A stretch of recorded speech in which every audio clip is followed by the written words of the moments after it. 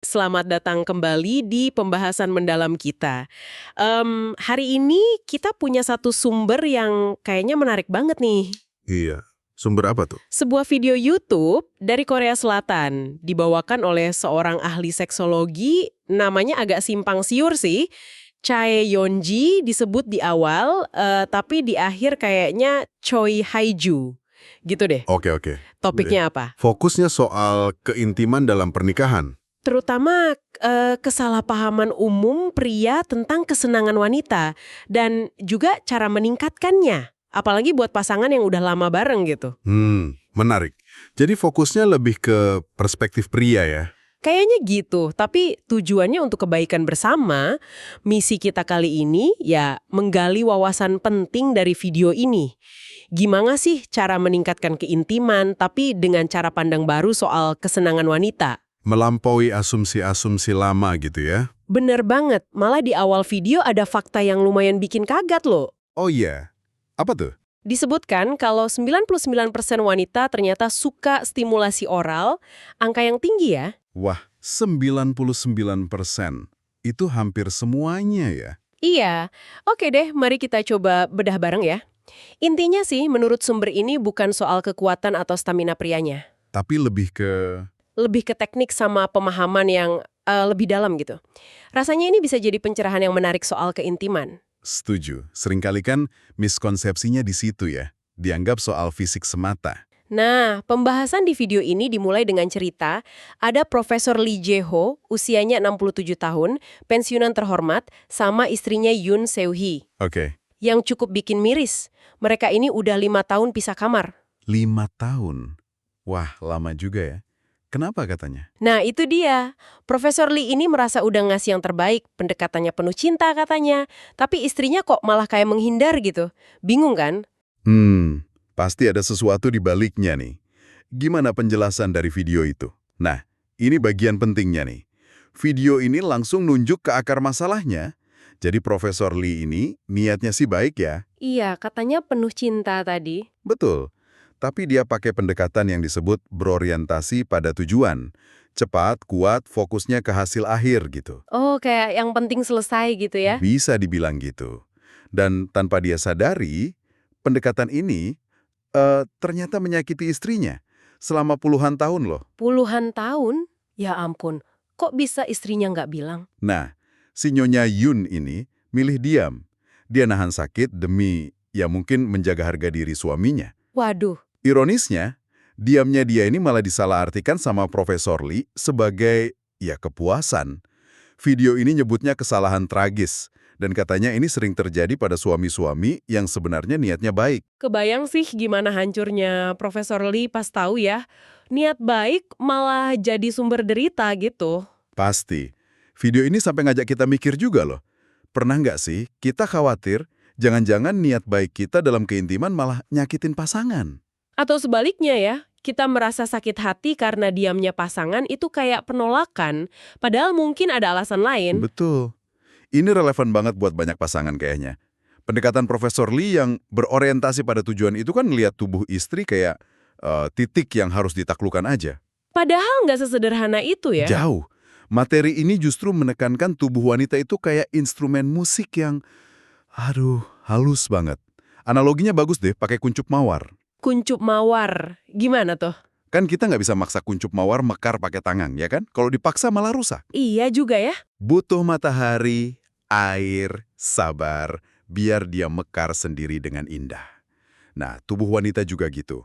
Perlu pendekatan yang sabar, penuh perasaan, bukan paksaan. Nah, disinilah kita masuk ke perbedaan cara pandang yang menurut saya penting banget dari video ini. Gimana tuh? Kesenangan pria itu sering digambarkan kayak titik. Fokus satu area, efisien, cepat ke tujuan.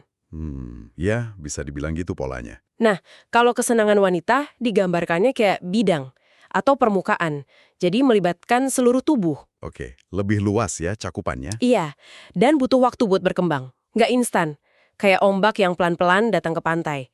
Ini beda banget loh cara kerjanya. Secara fisiologis ini masuk akal banget sih. Klitoris itu kan sering dianggap pusatnya ya, padahal itu cuma kayak puncak gunung esnya aja. Maksudnya, ada bagian lain yang lebih besar. Iya, Di bawahnya itu ada jaringan saraf, pembuluh darah yang luas banget, nyebar di seluruh area panggul. Jadi, stimulasi di satu titik itu bisa nyambung, merambat ke area lain. Oh gitu. Makanya, kalau dari awal langsung fokus kuat ke klitoris aja, tanpa pemanasan yang cukup, itu bisa sakit banget. Pantesan. Video ini malah ngasih perumpamaan yang lumayan ngeri. Kayak ngosok kulit kebakar matahari pakai amplas. Kebayangkan sakitnya? Aduh, iya juga ya. Jadi apa yang sering kelewat? Yang sering kelewat itu justru pembangkit listrik kecil di area sekitar klitoris. Kayak yang di pintu masuk vagina, bahkan payudara. Area-area ini perlu dihidupkan dulu istilahnya. Biar pusatnya siap menerima stimulasi gitu ya? Tepat. Jadi zona sensitifnya itu jauh lebih luas dan kompleks dari yang mungkin banyak orang kira. Nggak cuma satu titik aja. Ini menarik. Dan ini diperkuat lagi sama kutipan dari terapis seks Prancis, Sophie Laroche. Dia bilang, perlakukan tubuh wanita itu kayak biola Stradivarius. Biola mahal itu ya? Iya, instrumen tak ternilai. Kan kita nggak mungkin langsung gesek kasar ya kan? Pasti dipegang lembut dulu, dirasain teksturnya, dengerin nada pertamanya. Jadi intinya kelembutan dan kepekaan ya? Banget. Tubuh wanita, apalagi area intimnya, itu instrumen paling sensitif dan kompleks. Jadi bukan soal mainin nada keras, tapi lebih ke dengerin melodi dari pasangan. Mendengarkan melodi, maksudnya gimana tuh secara praktis? Artinya, kita perlu peka sama nada-nada kecil dari tubuh pasangan. Perubahan napasnya dia gimana, ada gerakan panggul kecil nggak, suhu kulitnya berubah nggak. Oh, detail-detail kecil gitu ya? Iya, itu semua kayak partitur musiknya. Ngasih tahu kita dia siap atau belum, sentuhan kita pas atau enggak. Kesalahan umumnya, kita malah bikin kebisingan. Maksudnya? Ya kita terlalu fokus sama aksi kita sendiri, nggak baca partiturnya. Jadinya nggak jadi musik yang indah bareng-bareng. Oke, paham. Terus, gimana caranya kita menerapkan pemahaman baru ini? Video ini kan tadi katanya nawarin solusi praktis juga. Betul, ada kerangka yang disebut teknik emas 5 langkah. Tapi ini ditekankan bukan sekedar trik ya. Lebih ke cara membangun koneksi gitu. Iya, lebih ke cara bangun kepercayaan lagi, membuka hati dan tubuh pasangan. Ada 3 kunci utamanya nih. Gerakannya memutar atau melingkar, bukan lurus. Terus eksplorasi, bukan menaklukkan. Dan yang terakhir, ritme, bukan cuma kecepatan. Oke, kita coba bedah satu-satu ya. Langkah pertama apa? Langkah 1. Mengetuk atau knocking. Ini intinya soal undangan. Jadi, pakai bibir ya, bukan lidah. Oh, pakai bibir dulu. Ya, sentuh area sekitar target, misalnya paha bagian dalam atau perut bawah di tulang kemaluan. Sentuhnya lembut banget. Kayak kita ngetuk pintu rumah orang dengan sopan minta izin masuk. Fokusnya cuma kelembutan sama kehangatan bibir aja. Wah, ini langkah pertama aja udah beda banget ya konsepnya. Bukan yang buru-buru serbu gitu. Lebih kayak memulai percakapan tanpa kata. Bener banget. Tujuannya kan membangun rasa nyaman dulu. Nah, kalau ada respons positif, misalnya dia agak kaget sedikit atau badannya gerak dikit, artinya pintu udah kebuka sedikit. Oke, terus lanjut ke langkah 2. Lanjut ke langkah 2, jalan-jalan atau strolling. Nah, sekarang baru pakai lidah. Tapi pakainya permukaan lidah yang lebar ya, bukan ujungnya yang runcing. Kenapa harus permukaan lidah? Biar sensasinya dilembut dan menyebar. Tujuannya untuk menjelajahi area sekitar target secara perlahan. Kayak kita lagi jalan-jalan santai di taman yang indah. Ini buat bangun rasa aman dan nyaman lebih lanjut. Jadi masih di area sekitar ya, belum ke pusatnya? Belum. Baru di langkah 3, berputar-putar atau circling. Nah, setelah dia merasa nyaman dengan jalan-jalan tadi, baru kita dekati area target utama. Tapi jangan langsung sentuh titik pusatnya, klitorisnya. Terus gimana? Pakai ujung lidah, tapi gerakannya ritmis di sekitar titik pusat itu. Bisa melingkar searah jarum jam, atau bolak-balik, atau nyapu dari atas ke bawah, atau dari kiri ke kanan. Oh, kayak menggoda gitu ya? Persis, ini buat membangun antisipasi. Kayak kita nyium aroma masakan enak dulu sebelum benar-benar makan, biar makin penasaran. Oke, lanjut ke langkah 4. Langkah 4, tarik ulur atau push and pull.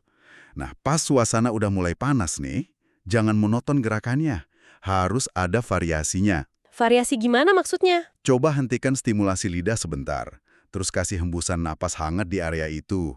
Atau tekan lembut area sekitar pakai seluruh bibir. Jadi nggak cuma lidah aja yang main ya? Iya, Ganti-ganti antara stimulasi yang agak tajam pakai ujung lidah, sama yang lembut pakai permukaan lidah atau bibir. Bisa juga mainin suhu. Hembusan napas kan hangat tuh. Ini bikin ritme kayak ombak pasang surut. Gairahnya jadi nggak datar, tapi naik turun dan makin intens. Nah, langkah kelima ini yang katanya agak kontraintuitif ya, membesarkan ombak atau building the wave. Pas udah mau puncak, biasanya kan orang malah ngebut. Ini kok beda? Justru itu kuncinya. Menurut video ini, pas kita lihat tanda-tanda puncak udah dekat, napasnya jadi berat, pinggulnya mulai bergerak aktif, naluri kita kan biasanya mempercepat dan memperkuat biar selesai. Iya, biar cepat orgasme gitu kan? Nah, teknik ini nyaranin sebaliknya. Justru pas di titik itu, hentikan semua stimulasi sejenak. Atau kembali ke langkah 2, jalan-jalan. Atau 3, berputar-putar, yang lebih lembut tadi. Loh, dihentikan, nggak anti klimaks tuh. Tujuannya beda. Ini kayak kita narik ombak ke belakang, biar pas datang lagi, ombaknya jadi jauh lebih tinggi dan kuat. Coba ulangi 1-2 kali. Jadi ditahan dulu gitu ya? Iya, menahan sebentar ini katanya bisa bikin pasangan jadi gila karena tertahan gitu. Dan gelombang sensasi terakhirnya pas puncak nanti bakal jauh lebih dahsyat. Kayak tsunami yang melibas seluruh tubuh, bukan cuma ledakan kecil di satu titik. Wah, ini kedengarannya emang butuh kesabaran, kepekaan, sama kontrol diri ya. Bukan cuma ngikutin langkah mekanis doang. Bener-bener kayak seni ya. Tepat sekali. Makanya disebut seni. Dan biar seninya makin sempurna, ada 3 elemen tambahan lagi nih, disebutnya senjata rahasia. Wah, senjata rahasia. Apa aja tuh? Pertama, gunakan tangan Anda. Jadi, pas mulut kita lagi fokus di bawah sana, tangan jangan nganggur dong. Oh iya ya. Terus tangannya ngapain? Bisa dipakai buat mijet lembut payudara, atau mainin puting pakai ujung jari secara halus. Bisa juga belai sela-sela jari tangan pasangan, atau nyisir rambutnya lembut. Jadi ada stimulasi di tempat lain juga secara bersamaan. Betul. Kata sumbernya, otak wanita itu responsnya lebih kuat kalau berbagai indera dirangsang barengan. Sensasi langsung di bawah digabung sama sentuhan lembut menenangkan di atas, itu bikin dia merasa dicintai sepenuhnya. Katanya bisa melipat gandakan intensitas orgasme. Wow, oke. Senjata kedua? Kedua, dengarkan suara pasangan. Suara dia, desahan, napas yang makin berat, erangan pelan, itu umpan balik langsung. Kayak contekan gitulah. Jadi kita harus perhatiin banget ya reaksinya. Harus. Perhatiin suara apa yang muncul pas kita kasih stimulasi tertentu. Kalau kedengaran positif, ya terusin atau variasikan sedikit. Kalau negatif, misalnya dia kayak menggigil atau badannya menghindar, ya langsung hentikan. Atau ganti ke stimulasi yang jauh lebih lembut. Ini kan duet, bukan pertunjukan solo kita aja. Bener juga. Tangan dan telinga sama pentingnya sama mulut ternyata ya dalam seni ini. Bisa dibilang gitu. Nah, yang ketiga, ini buat penyelesaiannya. Waterfall finish. Ini pas kapan dilakukannya? Tepat pas puncak orgasme terjadi. Pas badannya mungkin bergetar atau ada erangan dalam. Nah, pas momen itu, hentikan gerakan lidah. Terus? Peluk lembut area klitoris pakai seluruh bibir. Jadi ada tekanan hangat yang menenangkan. Bersamaan dengan itu, pakai telapak tangan kita yang satu lagi buat mijat perut bagian bawahnya dia. Area kandung kemih gitu. Muter searah jarum jam pelan-pelan. Pakai kehangatan telapak tangan. Kombinasi gitu ya, fungsinya apa? Kombinasi ledakan puncak, tekanan hangat dari bibir, sama pijatan perut ini katanya ngasih sensasi relaksasi yang dalam banget setelah orgasme. Rasanya kayak lagi di bawah air terjun sejuk atau di dasar laut yang tenang dan hangat. Ini lebih ke penyembuhan jiwa katanya, bukan sekedar kesenangan fisik sesaat. Kedengarannya dalam banget ya makna penyelesaiannya. Jadi itu tadi teknik dan seninya ya. Tapi kayaknya semua ini nggak bakal jalan kalau nggak ada dasarnya ya. Nah, benar banget. Semua teknik sama senjata rahasia tadi, itu percuma kalau nggak dilandasi 3 prinsip fundamental yang ditekankan banget di video ini. Prinsip apa aja tuh? Prinsip pertama, kebersihan adalah awal cinta. Ini mungkin kedengaran sepele ya, tapi ini bentuk penghormatan paling dasar. Contohnya gimana? Ya hal simpel kayak sikat gigi sebelum mulai, cuci tangan yang bersih, kalau punya jenggot atau kumis ya dirapihkan biar nggak nusuk atau kasar. Ini nunjukin kita menghargai pasangan dan momen spesial itu. Iya sih, kebersihan emang penting banget buat kenyamanan. Prinsip kedua? Prinsip kedua, jangan terobsesi hasil. Ini penting banget, banget. Kita harus lepasin tekanan buat bikin pasangan orgasme. Wah, ini susah nih kayaknya buat sebagian orang. Mungkin, tapi fokusnya harus digeser. Fokus aja buat bikin pasangan nyaman dan senang selama prosesnya. Soal hasil akhirnya, orgasme atau enggak, biarin tubuh pasangan yang nentuin. Kenapa gitu? Ironisnya, kata video ini, justru pas tekanan harus berhasil itu hilang, pasangan jadi lebih rileks. Dan kalau udah rileks, kesenangan termasuk orgasme seringkali malah datang secara alami. Ini mungkin salah satu kunci yang nggak dipunya Profesor Lee di awal cerita tadi. Dia terlalu fokus ke hasil. Bener juga ya. Tekanan buat berhasil itu malah bisa jadi beban dan ngerusak suasana intimnya. Sangat bisa. Nah, prinsip ketiga, berkomunikasi. Komunikasi ini nggak harus selalu ngomong terus terang sih. Jadi gimana? Sentuhan, tatapan mata, desahan, itu semua udah bahasa komunikasi juga. Tapi kadang-kadang, kata-kata langsung juga perlu dan sangat membantu. Nanya gitu ya? Iya, jangan takut buat nanya. Sayang, ini enak nggak? Terlalu kuat nggak? Bagian mana yang kamu paling suka? Hal-hal kayak gitu. Tapi, yang lebih penting lagi, komunikasi dan perhatian itu harus ada juga di luar kamar tidur. Maksudnya? Ya hal-hal kecil sehari-hari, bantu cuci piring kek, pijitin bahunya pas lagi nonton TV bareng kek. Koneksi emosional yang dibangun di luar momen intim, itu justru jadi kunci pembuka hati yang paling kuat pas lagi berdua di kamar. Fondasinya di situ. Wah, dalam banget ya prinsip-prinsipnya. Dan video ini juga ngasih contoh nyata kan ya soal perubahan yang bisa terjadi? Ya, diceritain kisah sukses Profesor Lee sama istrinya tadi. Setelah dia belajar dan nerapin pemahaman baru ini, akhirnya mereka nemuin lagi keintiman mereka. Hubungan sehari-hari mereka jadi lebih hangat katanya. Syukurlah kalau gitu. Ada contoh lain? Ada juga cerita seorang penjual di pasar, usianya udah 70 tahunan. Awalnya dia skeptis gitu. Tapi setelah coba, dia malah nemuin kebahagiaan baru dalam memberi kesenangan buat istrinya.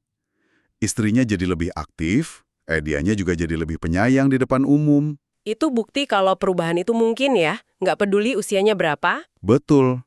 Jadi pertanyaannya, kembali ke kita yang dengerin nih. Apa artinya semua ini buat Anda? Manfaatnya ternyata nggak cuma soal hubungan suami istri aja ya. Jauh lebih luas dari itu. Keintiman yang memuaskan, apalagi kalau udah masuk usia parubaya ke atas, itu banyak banget manfaat kesehatannya loh. Seperti apa misalnya? Bisa ngurangin hormon stres kayak kortisol, ningkatin hormon kebahagiaan kayak oksitosin. Terus bagus juga buat kesehatan jantung, sistem imun, kualitas tidur, bahkan buat kesehatan prostat pria. Wah, banyak juga ya. Iya, jadi ini bukan soal penurunan kekuatan fisik seiring bertambahnya usia, tapi justru peningkatan kebijaksanaan. Ada kesabaran, empati, kepedulian yang mungkin dulu belum ada. Seks di usia matang itu bisa jadi kayak waltz yang anggun dan indah. Beda sama perang singkat penuh nafsu pas masih muda dulu. Jadi tangan yang mungkin udah keriput itu malah bisa ngasih sentuhan yang beda ya? Justru itu, sentuhan yang penuh pengalaman, nyaman, dan paling berharga mungkin. Oke. Jadi kalau kita simpulkan ya, kita udah kupas tuntas pendekatan baru ini. Mulai dari paham kalau kesenangan wanita itu kayak bidang, bukan titik. Iya, Terus ada teknik 5 langkah sebagai kerangkanya, mengetuk, jalan-jalan, berputar-putar, tarik ulur, sama membesarkan ombak. betul. Sebagai panduan. Yang disempurnain lagi sama 3 senjata rahasia. Pakai tangan, dengerin suara pasangan, sama ditutup dengan... Air terjun penutup. Ya, dan semuanya itu harus berdiri di atas 3 prinsip dasar. Kebersihan, fokus ke proses, bukan hasil, dan komunikasi yang baik di dalam maupun di luar kamar. Lengkap sudah. Pilihannya, jadi kembali ke Anda masing-masing ya. Mau ngulangin pola lama yang mungkin kurang memuaskan, atau mau coba waltz cinta yang baru ini malam nanti.